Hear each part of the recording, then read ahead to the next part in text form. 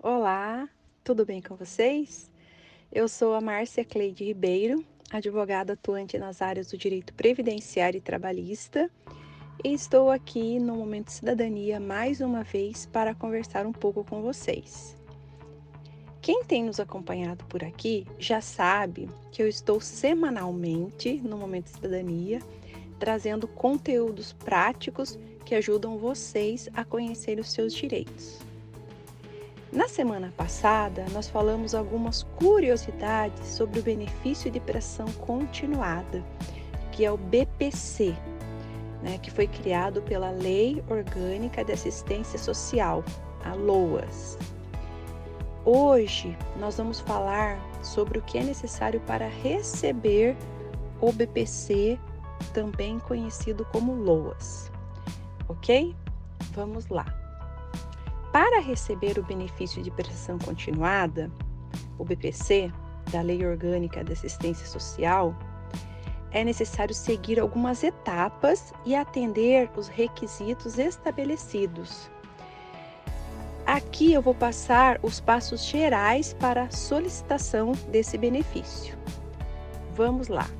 Eu coloquei em ordem para facilitar um pouco o entendimento, ok?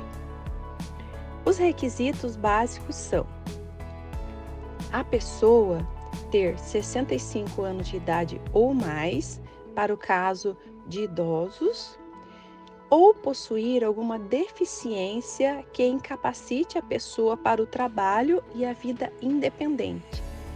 Nesse caso, para as pessoas com deficiência. E, para ambos os casos, a renda familiar per capita deve ser inferior a 1/4 do salário mínimo vigente. Como eu já falei da outra vez, existem umas exceções para essa regra aqui do 1/4 do salário mínimo, tá? Essa renda, inferior a 1/4 do salário mínimo, ela pode ser discutida, tanto no âmbito administrativo como no âmbito judicial. 2. Documentação necessária para fazer o pedido do BPC. Documento de identidade, RG, CPF, da pessoa que está fazendo, que precisa desse benefício, e de todos os membros do grupo familiar. Comprovante de residência, CAD único atualizado. Isso aqui é importantíssimo, tudo bem? Que o CAD único esteja atualizado. Também precisa do comprovante de rendimento dos membros do grupo familiar. O que nós podemos usar como comprovante do rendimento? Olerite, declaração de renda, extratos bancários, comprovante de recebimento de benefício previdenciário. E no caso dos deficientes, também são necessários documentos médicos, que pode ser laudos, outro documento que comprovem a deficiência. A pessoa que atender esses requisitos que eu falei acima, ser idoso com 65 anos ou mais, ser portador de deficiência física ou mental, possuindo essa documentação e ela estando correta, ela pode entrar em contato com o INSS através do telefone 135 ou pelo site oficial para agendar o seu atendimento. Nesse caso, o atendimento será agendado e serão marcadas 2 perícias. No caso, as 2 perícias para o caso das pessoas com deficiência. A perícia social e a perícia médica. Para o caso da pessoa, do idoso, ele será marcado só a perícia social. Então, sendo marcada essa perícia, a pessoa que está pedindo esse benefício, ela deverá comparecer às 2 perícias. Então, se for marcada a perícia médica e a perícia social, é necessário que a pessoa compareça às 2 perícias. Porque existem casos de pessoas que comparecem, por exemplo, a perícia médica, porque acham que é importante somente a perícia médica e não comparecem à perícia social, o benefício será indeferido. Então, se for marcado 2 perícias, a pessoa tem que comparecer às 2 perícias, ok? No caso do idoso, marcou a perícia social, é necessário que compareça à perícia social, porque a perícia social vai fazer uma entrevista, vai analisar os documentos para verificar se esse requisito de renda, se ele foi atendido, ok? Aí, a pessoa com a documentação correta, comparecendo ali às 2 perícias, o INSS terá um prazo para analisar esse benefício e deferir ou indeferir. No caso do indeferimento, a pessoa não terá mais o direito, ela não mais poderá discutir isso, não. Por exemplo, a pessoa hoje, ela fez o pedido, né? Ela atende o requisito, por exemplo, ou da idade ou da deficiência, mas ela tinha uma renda que superou 1/4 do salário mínimo e teve esse benefício indeferido por conta dessa renda. Mas a situação financeira dela mudou, existe alguém do grupo familiar, né, que era responsável por aquele grupo familiar, estava trabalhando, tinha uma renda boa e ficou desempregado, ou faleceu, mudou aquela condição social, ela pode fazer novamente o benefício.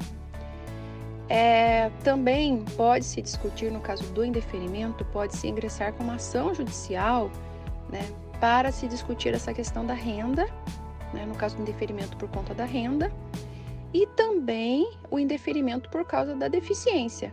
Então, às vezes, a pessoa, ela sabe que ela tem aquela deficiência, ela sabe que ela tem uma doença que a torna equivalente a deficiente, por ser uma doença grave, né? Mas ela teve o benefício indeferido pelo INSS. Ela pode, sim, discutir judicialmente. Tá? Em muitos casos, nós conseguimos judicialmente, principalmente os benefícios que são indeferidos no INSS por perícia médica contrária, porque às vezes a pessoa está doente, né, gravemente doente, mas o perito do INSS entende que aquela doença, né, que ela não é deficiente, de acordo com o que a lei determina para que ela seja deficiente, ou que aquela deficiência, ela não é a longo prazo, ela não é superior a 2 anos. Então, indefere por esse motivo e nós podemos entrar com uma ação judicial discutindo isso e normalmente, né, no judiciário é favorável, ok? Então, hoje nós passamos esses requisitos básicos. Na próxima semana, nós temos algumas perguntas bem práticas para responder a respeito do BPC, né? E que acontecem no dia a dia, que às vezes a pessoa tem um benefício indeferido, né? Por conta de algum documento. E aí nós temos algumas perguntas para serem respondidas aqui e nós faremos isso na próxima sexta-feira. Então, continue nos acompanhando, ok? E gostaria agora de agradecer, né, a audiência de vocês, agradecer a todos que têm nos acompanhado por aqui, o engajamento de vocês, as perguntas, né? Muito obrigada por vocês estarem aqui conosco mais uma sexta-feira. Também gostaria de convidá-los a conhecer as nossas redes sociais. Tá? O meu Instagram é o marciaribeiro_adv.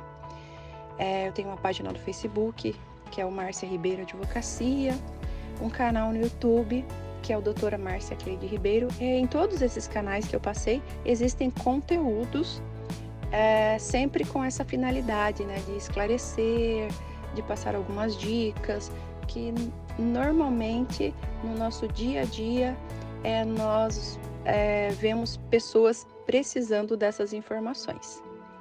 Ok? Lá vocês vão encontrar.